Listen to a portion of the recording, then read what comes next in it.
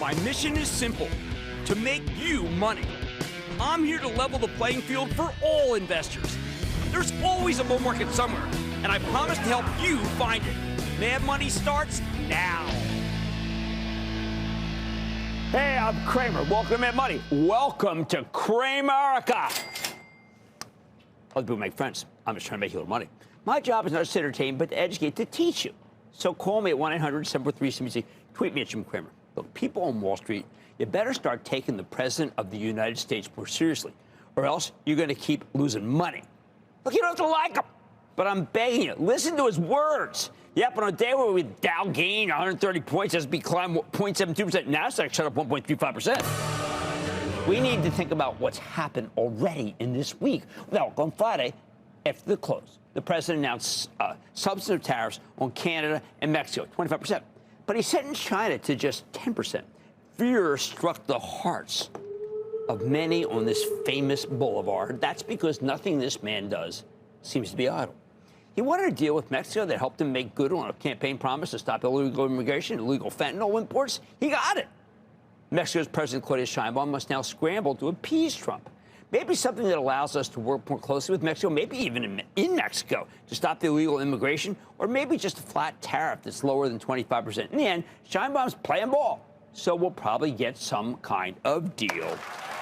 Canada. All right, we still can't figure out about what that thing's about other than hitting them up for money. They sell us 4 million barrels of oil per day, and they got no other market for their crude. Now, sometimes you just get had. The Canadians just got had. This is basically a mugging. I hope they can come up with something that amounts to a better deal than they're getting on their oil in the next month, but who knows? China. Okay, China. When I say that Wall Street better start taking the president more seriously, I meant that he gave China a terrific deal, a much lower tariff than our friends in Canada. I heard all day that the Chinese are going tit for tat, but that is complete nonsense and lunacy and idiocy. They put PVH on something called the unreliable entity list, perhaps because PVH made the president's ties when he was selling the Macy's. Aluminum made the list. No sweat. The Chinese have dropped off the face of the earth when it comes to buying our fancy medical equipment.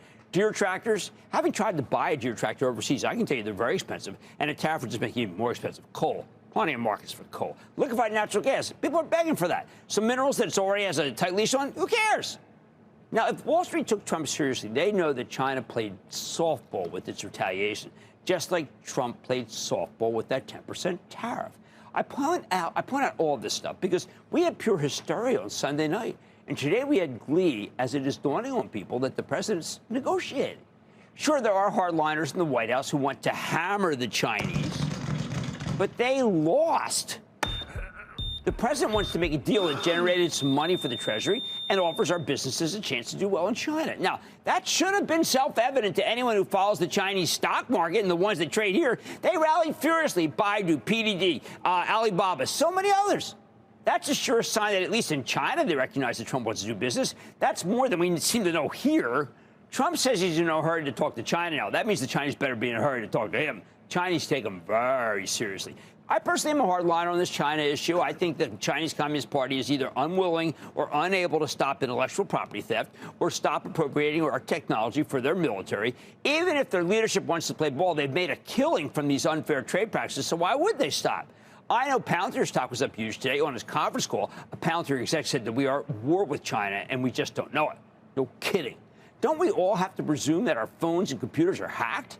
We have to presume that TikTok has brainwashed our kids. This is not a government that can be trusted. But perhaps President Trump recognizes that China's going to do all this stuff anyway, so our country might as well cash in on him.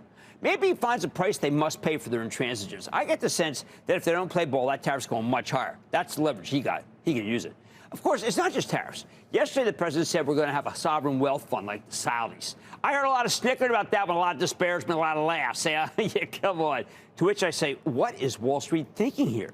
I heard universal condemnation of a bunch of the president's candidates for this cabinet, yet the Senate Republicans all caved. They're scared to death of the guy. There are all of these organizations suing to block things. Have they looked at the makeup of the Supreme Court, for heaven's sake? Look, you don't have to like Trump, but you got to recognize that Congress won't stop him. And aside from some explicitly unconstitutional executive orders, of course, it won't stop him either. So I think the sovereign wealth fund passes muster.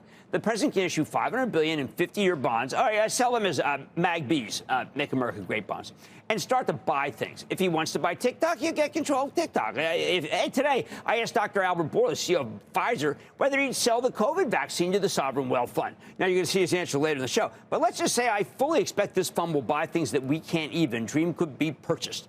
Maybe Trump forces the Panama Canal to sell back and sell the canal. You know, I mean, Panama here, here's your deal. Maybe they make him a deal he can't refuse. Greenland. Hey, maybe we buy Greenland with this thing. Here's one, Taiwan Semi.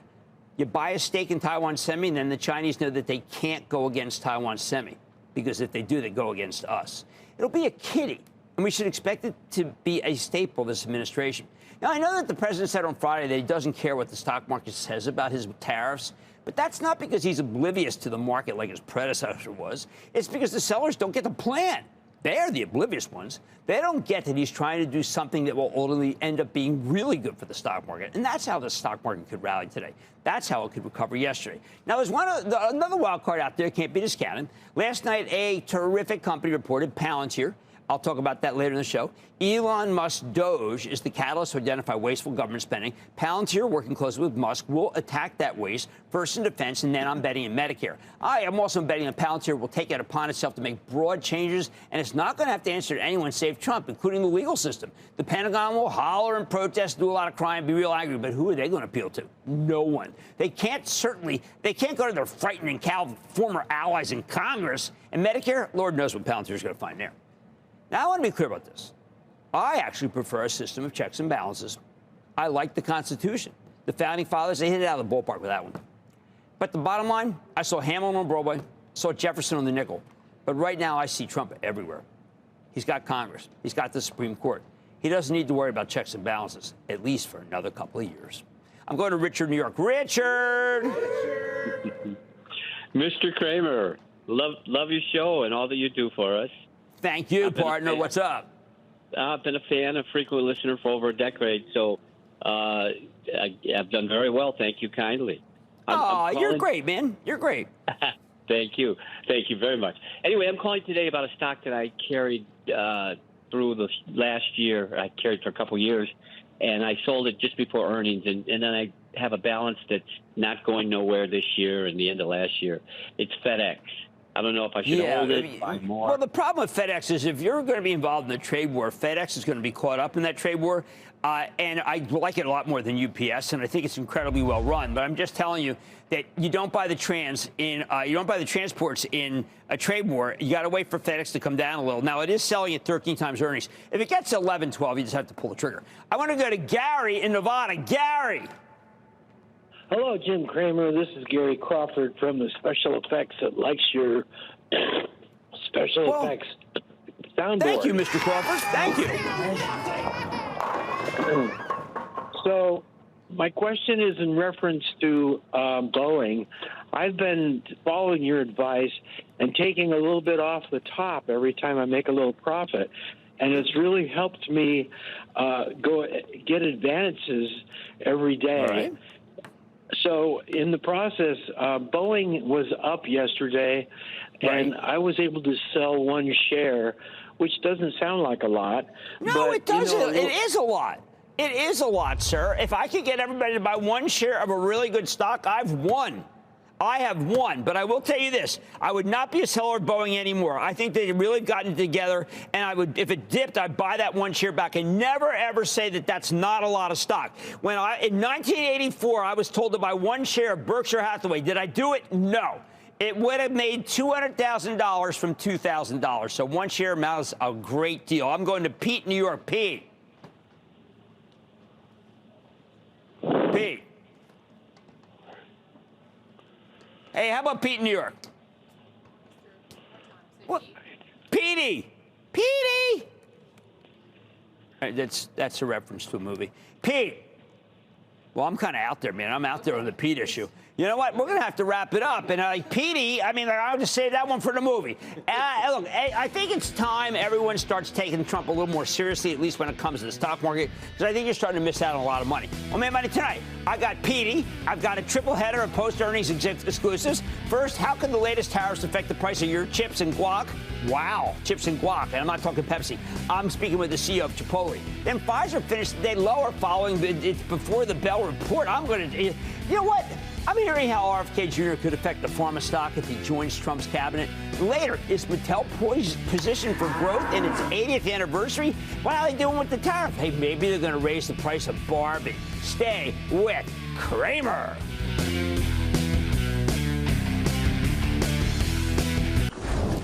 Don't miss a second of Mad Money. Follow @Jim Cramer on X. Have a question? Tweet Cramer. #MadMentions. Send Jim an email to madmoney@cnbc.com or give us a call at 1-800-743-CNBC. Miss something? Head to madmoney.cnbc.com.